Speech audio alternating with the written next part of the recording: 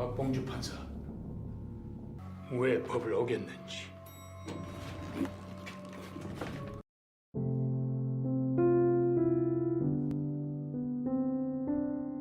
Kita mulai film ini di bulan Januari 1995. Ada seorang profesor matematika di Universitas Negeri Korea Selatan bernama Kim Kyung Ho.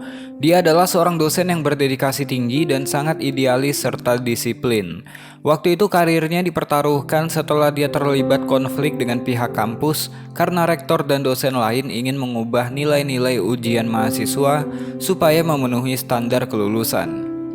Tapi Kim Kyung menolak menandatangani nilai yang udah direkayasa. Sikap kerasnya itu dianggap mengganggu sistem, tidak bisa bekerja sama, bahkan dituduh melanggar aturan internal.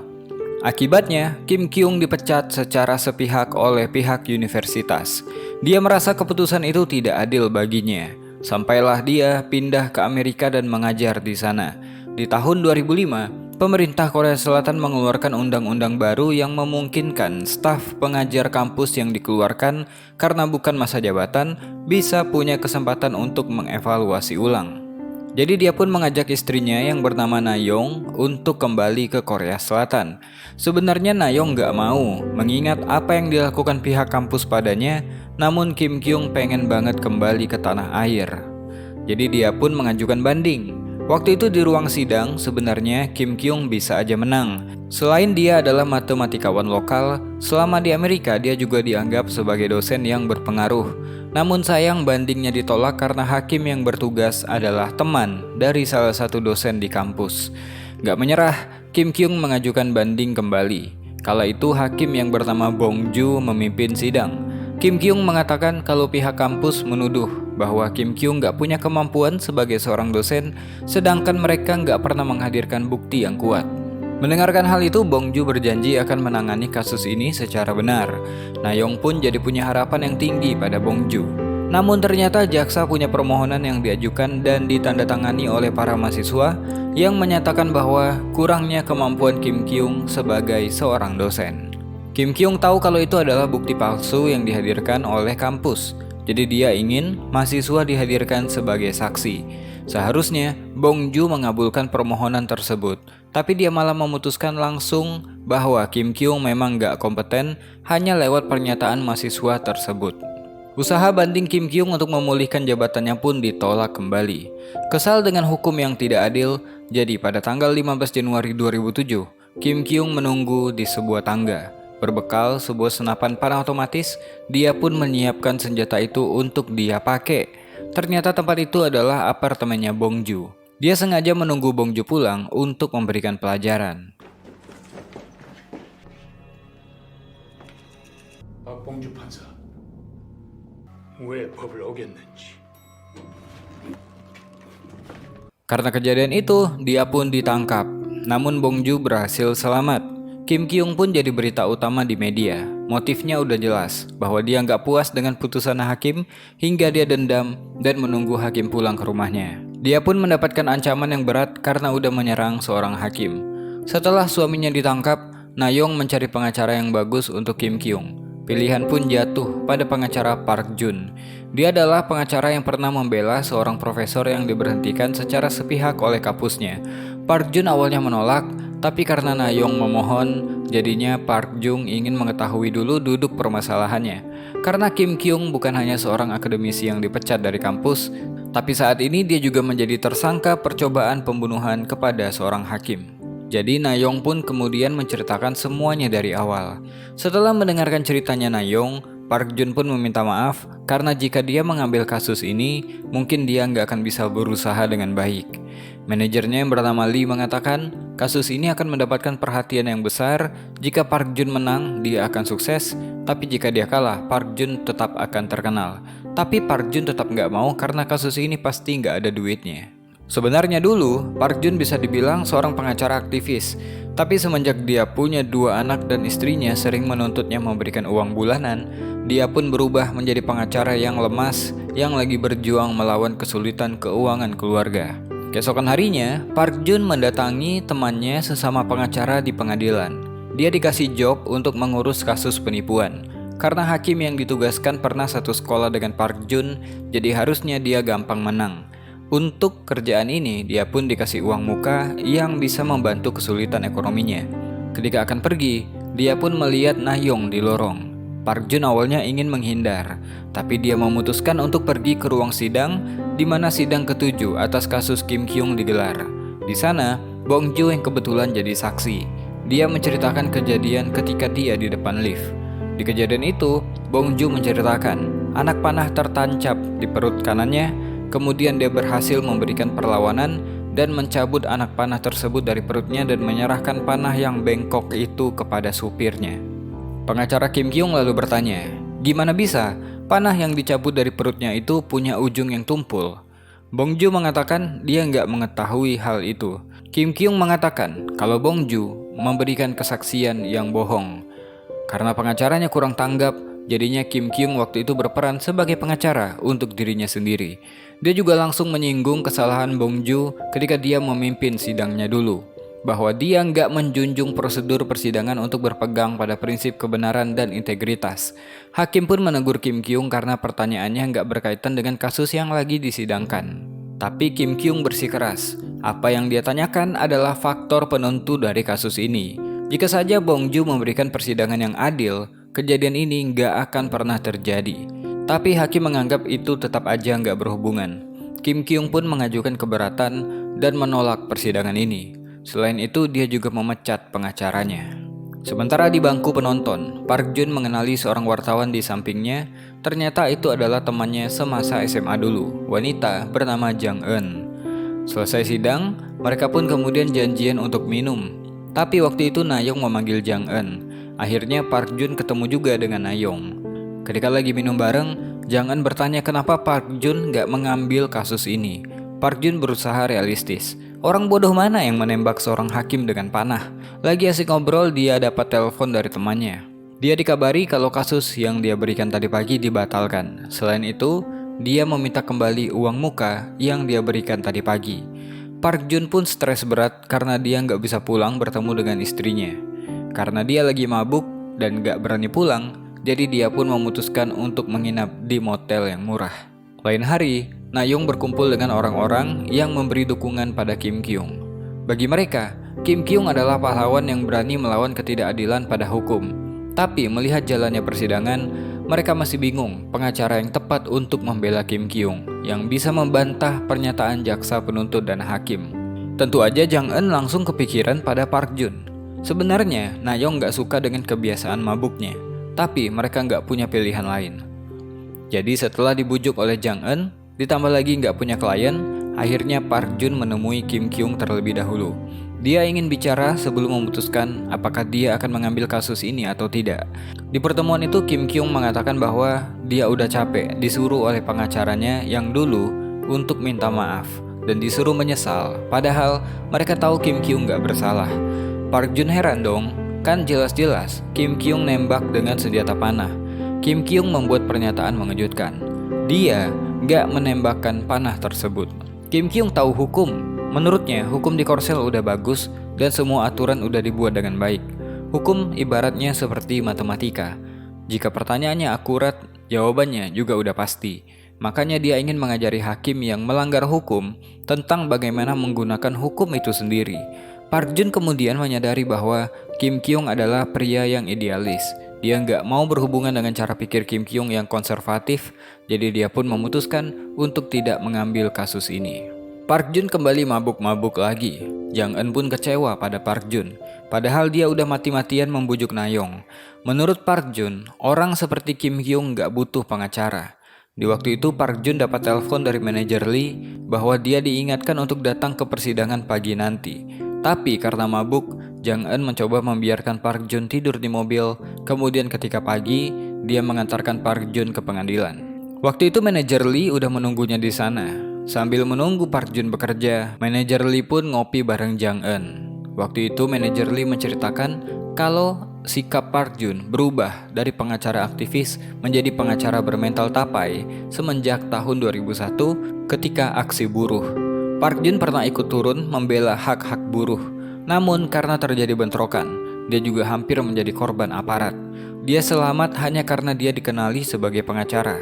Semenjak saat itulah Park Jun berubah dan suka mabuk. Manajer Lee pun kemudian memberikan rekaman aksi ketika Park Jun memimpin aksi protes para buruh. Di situ terlihat bahwa Park Jun memang peduli dengan nasib orang lain. Namun karena terjadinya bentrokan, Park Jun jadi menyalahkan dirinya sendiri. Dia berpikir aparat memukuli mereka karena orasi yang dia sampaikan. Suatu pagi, manajer Lee membangunkan Park Jun yang lagi tidur. Dia mengatakan bahwa rencananya dia akan menjual kantor mereka ini ke agen properti kalau Park Jun gak bekerja dengan baik. Satu-satunya solusi adalah Park Jun mengambil alih kasus Kim Kyung. Akhirnya, Park Jun pun menemui Kim Kyung kembali dan mengatakan dia berubah pikiran dan akan jadi pengacara pembela. Park Jun bertanya, kenapa Kim Kyung membawa senjata panahnya? Kim Kyung ternyata hanya ingin melepaskan stres terhadap persidangan omong kosong itu dan dia menembakkannya di lapangan tembak. Di apartemennya Bongju, Kim Kyung hanya ingin memberikannya pelajaran dengan menakut-nakuti Bongju atas putusan bodohnya itu. Park Jun pun mulai bekerja mengumpulkan semua pernyataan hingga berjam-jam lamanya. Kim Kyung ingin Park Jun bekerja sama dengannya dengan tidak mengubah apa yang udah dia tuliskan. Setelahnya, mereka pun berpisah. Singkatnya, sidang banding perdana pun dimulai. Park Jun membacakan alasan kenapa Kim Kyung ingin mengajukan banding. Park Jun mengatakan sejak awal persidangan kasus ini nggak adil bagi Kim Kyung. Masyarakat udah tahu kalau para hakim melakukan rapat bersama dan menyatakan bahwa insiden ini merupakan teror terhadap kehakiman. Jadi secara terbuka itu sama aja mengatakan bahwa hakim manapun yang dipilih untuk persidangan ini pastinya menjadi bias sejak awal. Park Jun ingin persidangan ini dilakukan secara adil. Kim Kyung harus diberikan kesempatan menghadirkan saksi dan bukti. Sementara jaksa penuntut umum keberatan. Gimana bisa orang yang menyerang hakim yang merupakan benteng terakhir dari demokrasi gak dihukum sama sekali. Jadi jaksa ingin memberikan hukuman 4 tahun penjara, tapi jika terdakwa mengajukan banding, maka hukumannya bisa lebih berat. Aksi Park Jun pun mendapatkan apresiasi dari pendukung Kim Kyung. Paling tidak, kali ini hakim akan mendapatkan pengacara yang melawan. 10 Desember 2007, sidang banding kedua. Di situ Park Jun meminta Bongju dihadirkan kembali sebagai saksi karena dia adalah saksi kunci. Waktu itu jaksa penuntut menghadirkan kembali bukti berupa pakaian yang terkena noda darah. Jadi Park Jun ingin memverifikasi apakah benar darah di pakaian itu adalah darahnya Bongju. Awalnya hakim gak mau, tapi Kim Kyung dengan pengetahuan hukumnya mengatakan, ketika jaksa menghadirkan bukti, korelasi antara bukti dan fakta harus ditentukan. Park Jun juga memotong Kim Kyung dan menambahkan pemeriksaan darah adalah prosedur forensik dasar dan harus diverifikasi. Tapi jaksa nggak mau, karena itu tidak perlu dilakukan. Rumah sakit juga udah memverifikasi cedera dan pengobatan yang Bongju terima. Kim Kyung mengatakan luka itu bukanlah dari anak panahnya. Awalnya, Bongju udah menghadirkan anak panah yang patah sebagai bukti, tapi kemudian jaksa menghadirkan satu panah utuh sebagai gantinya. Hakim pun mengatakan dia akan melakukan pertimbangan lanjut terhadap permintaan Park Jun dan Kim Kyung. Sebagai gantinya, hakim akan memanggil 4 orang saksi, yaitu petugas yang mengambil anak panah, petugas yang mengajukan laporan, dokter rumah sakit, dan para medis yang melihat lukanya Bongju. Selesai sidang, Nayong kemudian berterima kasih pada Park Jun. Walaupun suaminya keras kepala, tapi Park Jun bisa menghandlenya dengan sabar. Tanggal 28 Januari 2008, sidang banding ketiga. Saksi pertama, seorang petugas paramedis dihadirkan. Dia pun bersaksi dan menceritakan kejadian. Ketika itu hanya dia dan supir aja yang pertama kali datang. Bongju pun keluar sendiri dengan menutup luka di perutnya. Ketika di ambulans, petugas itu bertanya gimana dia mendapatkan cedera tersebut. Dalam catatannya, Bongju mengatakan kalau Kim Kyung menembaknya. Panah itu mengenai perut dan terpental. 구급차 안에서 물었습니다. 어떻게 난 상처냐고. 화살이 배에 맞고 튕겨져 나갔습니다. 튕겨져 나갔는데 어떻게 상처가 날 수 있을까요? 검찰 기록에는 배에 꽂힌 화살을 뽑았다고 진술을 했다는데. Mendengarkan hal tadi, jaksa pun gak ingin bertanya lagi pada saksi, padahal hakim udah mempersilahkan. Selanjutnya, dokter yang merawat Bongju pun dihadirkan. Diceritakan bahwa luka Bongju harus dirawat selama 3 minggu akibat terkena panah tersebut dan dia udah melihat lukanya sendiri. Park Jun kembali membuka data. Catatan para medis di ambulan menunjukkan bahwa awalnya kedalaman luka hanya 0,5 cm. Tapi kenapa diagnosa rumah sakit menuliskan kedalamannya menjadi 2 cm? Dokter pun mengatakan itu adalah lebar luka, bukan kedalaman. Sangat sulit mengukur kedalaman luka dengan akurat. Lagi-lagi, Park Jun berhasil mematahkan bukti jaksa dengan baik. Saksi berikutnya adalah polisi yang mengambil bukti anak panah yang ada di depan pintu. Terjadi perbedaan pernyataan terhadap yang tertulis dan yang dikatakan di ruang sidang. Dia menceritakan bahwa dia mengambil 3 anak panah di depan pintu. Park Jun bertanya, menurut kesaksian supir, dia meletakkan 1 panah yang patah dan 2 anak panah yang utuh. Jadi apakah polisi itu memungut panah yang patah juga? Secara mengejutkan, dia mengatakan tidak. Kim Kyung dan Park Jun pun kemudian rebutan mau bicara. Kim Kyung langsung menuduh jaksa udah menghilangkan barang bukti dan menuntut panah yang patah itu untuk dihadirkan di persidangan. Selanjutnya, detektif yang menyimpan pakaian Bong Joon juga dihadirkan. Park Jun memverifikasi apakah benar itu adalah pakaiannya Bong Joon ketika kejadian. Dia bertanya, kenapa baju dalamnya ada noda darah sedangkan kemejanya tidak ada. Detektif itu mengatakan mungkin darah tidak meresap ke bagian yang jauh. Pernyataan itu langsung dibantahkan Park Jun karena jas di depan kemeja tersebut malah ada noda darahnya. Aneh banget. Detektif itu pun gak bisa menjawab pertanyaan itu. Setelahnya, jaksa pun gak ada pertanyaan lanjutan. Tapi Kim Kyung malah berdiri dan bertanya pada jaksa. Dia bertanya, semua saksi membuktikan Bong Joon memberikan kesaksian palsu sementara jaksa gak melakukan pemeriksaan silang. Kim Kyung menganggap jaksa udah menyerah dan secara tersirat mengatakan dirinya nggak bersalah. Namun hakim mengatakan itu adalah tugasnya dan putusannya akan dia sampaikan ketika sidang berakhir.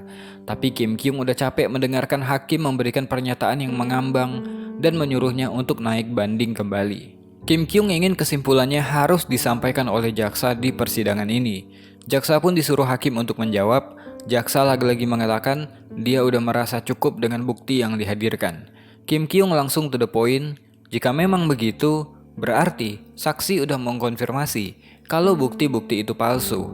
Artinya, Bong Joon melukai dirinya sendiri atau jaksa penuntut yang membuat bukti palsu. Hakim pun menimpali, jika memang begitu, maka Kim Kyung gak bersalah. Namun, dia ingin Kim Kyung mengikuti prosedur persidangan. Kim Kyung terus saja memberikan tekanan pada hakim supaya jaksa memberikan pernyataan. Namun hakim seperti mengalihkan topik pembahasan hingga dia marah pada Kim Kyung karena tugasnya lah yang memutuskan bukti itu benar atau tidak. Setelahnya, hakim mengatakan bahwa permintaan pemeriksaan darah tidak bisa dilakukan karena sampel darah korban tidak bisa diambil. Park Jun pun gak terima. Karena itu adalah pemeriksaan yang sederhana. Hakim pun sampai mengatakan bahwa pemeriksaan itu nggak pantas dilakukan. Sebuah pernyataan yang membuat orang-orang tersenyum kecut mendengarkannya. Park Jun juga memberikan tekanan. Gimana bisa? Pengadilan nggak bisa mengeluarkan surat perintah dalam hal ini. Hakim pun memotong pembicaraan dan langsung mengatakan permintaan ditolak. Park Jun berang banget. Hingga akhirnya Kim Kyung berbicara berbekal pengetahuan hukum yang dia punya. Dia mengatakan bahwa saksi udah jelas memberikan pernyataan yang bertentangan dengan bukti yang jaksa hadirkan. Artinya Bong Joon bisa dimintai pertanggungjawaban sesuai pasal 152. Dia juga udah bersumpah palsu. Artinya dia udah melakukan kejahatan di pengadilan. Kim Kyung memberikan tekanan pada hakim untuk bertindak atas tanggung jawab ini. Hakim mengatakan dengan nada tinggi bahwa yang punya kewenangan bicara seperti itu hanyalah dirinya. Kim Kyung tetap mendesak supaya hakim mendengarkan. Dia menuntut supaya putusan harus segera dibacakan di persidangan selanjutnya. Selesai sidang, Kim Kyung memberikan surat banding konstitusional kepada MK bahwa pemeriksaan darah adalah hak untuk diadili oleh hukum. Sebelum naik bis, Kim Kyung mengatakan pada Jang Eun selaku wartawan kalau persidangan barusan adalah pertunjukan omong kosong. Pemberitaan Jang Eun di media atas jalannya persidangan membuat banyak orang jadi membela Kim Kyung. Bahkan netizen pun membuat petisi supaya Kim Kyung dibebaskan. Aksi protes penuntutan pembebasan Profesor Kim Kyung Ho dilakukan. Pendukung baru pun terus berdatangan. Namun kabar buruknya, hakim yang kemarin memutuskan mengundurkan diri dari persidangan ini sebelum sidang putusan dibacakan. Mereka pun merayakannya. Itu menandakan bahwa hakim yang kemarin punya hati nurani. Tapi persidangan jadi kembali ke titik awal. Setelahnya Jang Eun mendapatkan kabar terbaru bahwa ada pertemuan pejabat pengadilan tinggi saat ini dan mereka akan memutuskan untuk memberikan tindakan hukum yang berat atas kasus ini. Kim Kyung pun kemudian dikasih tahu, Hakim Ketua Shin Jae-ol akan ditugaskan dalam persidangan ini. Seorang hakim yang terkenal bajingan di kalangan pengacara. Tentu dia akan lebih keras kepada Kim Kyung daripada hakim-hakim sebelumnya. Namun Kim Kyung udah mempersiapkan diri sebelum menghadapi hakim yang baru. Sidang banding keempat, 25 Februari 2008. Baru aja dimulai, Hakim Shin mengatakan sidang ini akan berjalan tanpa notulen dan rekaman audio. Park Jun lagi-lagi menginginkan pemeriksaan darah atas Bong Joon. Namun permintaan itu ditolak langsung oleh Hakim Shin. Karena kesulitan, akhirnya Kim Kyung bicara. Kim Kyung mengingatkan, selain para saksi yang gak bisa membuktikan kebenaran alat bukti, Kim Kyung juga mengatakan bahwa menurut laporan penyerahan alat bukti, Kim Kyung dikatakan secara sukarela menyerahkan busur dan anak panahnya. Padahal Kim Kyung gak pernah melakukannya, dan faktanya barang-barang itu adalah hasil sitaan, bukan diserahkan. Artinya, laporan tersebut adalah laporan palsu. Membuat laporan polisi palsu adalah sebuah tindakan pidana yang berat. Hakim Shin ditanya apakah dia sadar akan hal itu. Hakim Shin pun terdiam. Kim Kyung menganggap diamnya Hakim Shin sebagai pernyataan setuju. Jika iya, artinya seorang hakim bisa mengajukan tuntutan pada polisi untuk pengajuan laporan polisi palsu. Mendengarkan hal itu, Hakim Shin menolak. Kim Kyung pun mengatakan pada jaksa penuntut bahwa dia menuntut Hakim Shin karena gak melakukan tugasnya. Orang-orang pun kaget mendengarkannya. Baru kali ini, ada seorang terdakwa menuntut seorang hakim. Ibaratnya, hakim ketua mendapatkan lawan yang kuat di persidangan ini, karena Kim Kyung berbicara berdasarkan kitab hukum negara Korea. Dia berbicara berdasarkan pasal dan undang-undang. Hakim Shin seperti nggak memimpin persidangan lagi. Sebaliknya, Kim Kyung lah yang mengarahkan persidangan ini lewat pertanyaan-pertanyaannya. 판사 직무상 범죄가 있다고 인식될 때에는 고발하게 되어 있습니다. 고발하지 않겠습니다. 반장 신재열 씨를 직무유기로 고발합니다. 형사소송법 제237조에 의해 신재열 씨를 판사 직무상 고발 의무 이행 거부. 그럼 소송 주의 거부하시는 겁니까? 석군과 화살은 적법 절차에 따라 압수된 증거물이 아닌 와이셔츠에 대해서 안 물어보실 겁니까? 와이셔츠엔 왜 혈흔이 없는가? 성명권 행사 요청인데 뭐 하십니까? 고개짓이라도 해보십시오. Akhirnya, sidang pun ditunda dan permohonan Park Jun untuk mendatangkan Bong Joon kembali ditolak. Selesai sidang, Park Jun berkata harusnya mereka fokus pada kemenangan, bukannya bertengkar dengan Hakim Shin. Walaupun Park Jun mengakui bahwa aksi Kim Kyung barusan luar biasa banget hingga Hakim Shin kehilangan wibawanya, tapi jika itu terus dilakukan, mereka akan jauh dari kemenangan. Kuncinya adalah mereka harus menghadirkan Bong Joon kembali ke kursi saksi. Malam itu di sel, Kim Kyung dipaksa pindah dari selnya. Dia pun kemudian ditempatkan di sel yang berisi 2 orang. Malam itu ketika tidur, Kim Kyung disuruh memijat tahanan paling besar di sana. Tentu aja Kim Kyung menolak, tapi karena hal itu dia pun dihajar dan dipukul. Setiap hari dia akan disiksa, bahkan yang paling parah, dia mendapatkan pelecehan seksual dari tahanan tersebut. 1 minggu kemudian, Kim Kyung pun akhirnya bisa dikunjungi setelah dilarang menerima kunjungan. Baik Park Jun, Na Young, dan Jang Eun bisa melihat wajah Kim Kyung babak belur dan dia mengalami kejatuhan mental. Mendengarkan cerita Kim Kyung, Park Jun ingin menuntut kepala penjara. Tapi tentu aja mereka nggak bisa berbuat banyak. Lain hari, Park Jun mencoba untuk menguji kekuatan senjata panah otomatis di lapangan tembak. Jika tepat sasaran, panah tersebut memang menancap dengan kuat. Park Jun pun bertanya apa yang terjadi jika panahnya tidak tepat sasaran. Ternyata pertanyaan itu juga ditanya oleh seorang polisi yang memeriksa kasus ini. Setelahnya, Park Jun dan Jang Eun melakukan reka ulang kejadian sesuai keterangan di persidangan. Namun, Park Jun membuat anak panahnya meleset mengenai dinding dan didapatlah anak panah yang bengkok serta ujungnya yang menjadi tumpul. Sidang banding kelima, tanggal 10 Maret 2008. Kim Kyung gak bisa hadir dikarenakan alasan kesehatan, sehingga persidangan pun fokus dalam pemeriksaan silang antara jaksa dan Park Jun. Waktu itu, seorang sersan dihadirkan sebagai saksi. Dia adalah petugas yang menguji senjata panah otomatis tersebut. Park Jun menyuruhnya untuk membedakan ketika beban sempurna dan tidak sempurna. Ketika diuji pada daging, anak panah tertancap dengan kedalaman 15 cm. Namun, ketika beban panahnya tidak sempurna, maka panah tidak bisa meluncur dengan benar dan gak mungkin orang lain akan terluka karena itu. Jadi, sebagai bahan tambahan, Park Jun pun menghadirkan sebuah rekaman reka ulang TKP untuk memecahkan masalah ini. Park Jun ingin rekaman video itu diperiksa supaya misteri anak panah yang patah kemarin bisa diketahui. Tapi, Hakim Shin langsung menolak tanpa alasan. Baru kali ini ada hakim yang menolak materi yang diberikan oleh pengacara karena menganggap bukti dari jaksa udah cukup. Dia juga langsung menjadwalkan sidang terakhir, padahal masih banyak hal yang Park Jun mau debatkan di ruang sidang ini.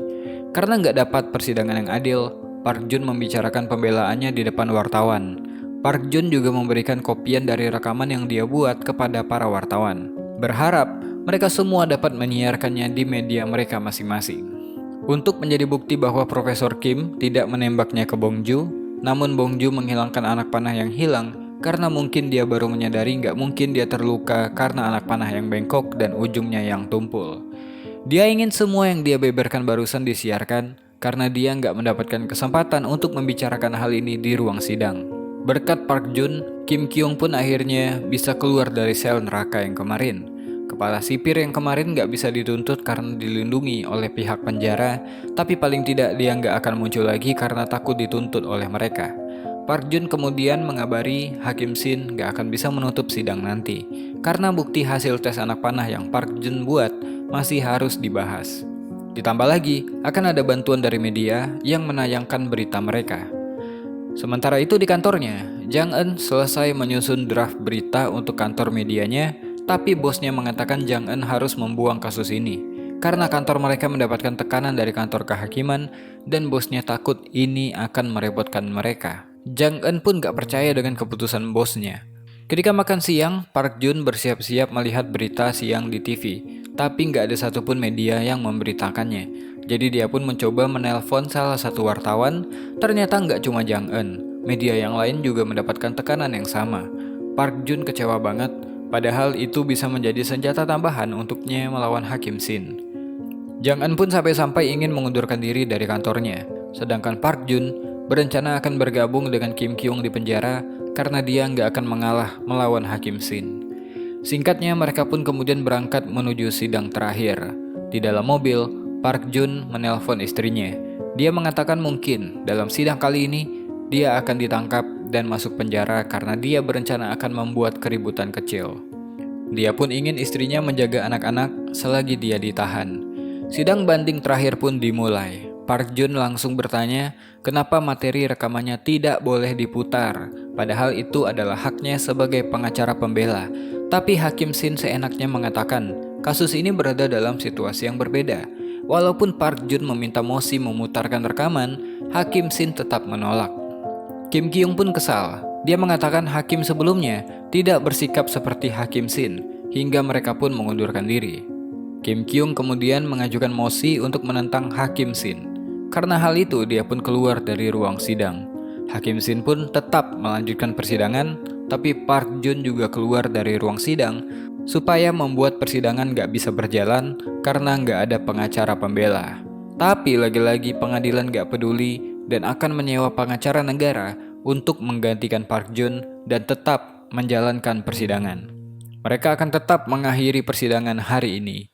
Akhirnya, gak ada pilihan lain, Park Jun pun kembali ke dalam walau dia tahu persidangan akan berjalan secara sepihak. Jaksa kemudian menyampaikan pernyataannya. Yang pertama, dia membenarkan bahwa alat bukti itu bukan diserahkan oleh Kim Kyung, tapi disita. Anak panah yang patah tidak ditemukan, dan kenapa kemeja tidak ada darahnya, jaksa juga tidak tahu. Sebenarnya udah jelas bahwa memang udah nggak ada bukti apa-apa. Namun, Hakim Shin tetap nggak memvalidasi penjelasan jaksa. Park Jun terus mendesak untuk melakukan pemeriksaan silang, jadi dia ingin Bongju kembali dihadirkan dan juga darah di barang bukti harus diverifikasi. Hakim Shin lagi-lagi menolak. Memang benar Kim Kyung datang membawa panah untuk menakut-nakuti Bongju. Aksinya bukanlah sebuah tindakan kriminal brutal. Itu hanyalah bentuk perlawanan simbolik atas sistem yang menindasnya. Apalagi Bongju membuat kesaksian dan bukti palsu. Itu yang jadi masalah saat ini. Namun Hakim Shin terus aja menolak mosi yang disampaikan Park Jun bahkan mau langsung menuntut putusan, sedangkan pemeriksaan silang belum selesai. 결국 화살을 가져갔죠. 가져갔습니다. 발사했죠. 우발적 발사입니다. 배에 꽂혔죠. 안 꽂혔습니다. 그 발사된 화살이 옷을 뚫은 사실이 인정합니까?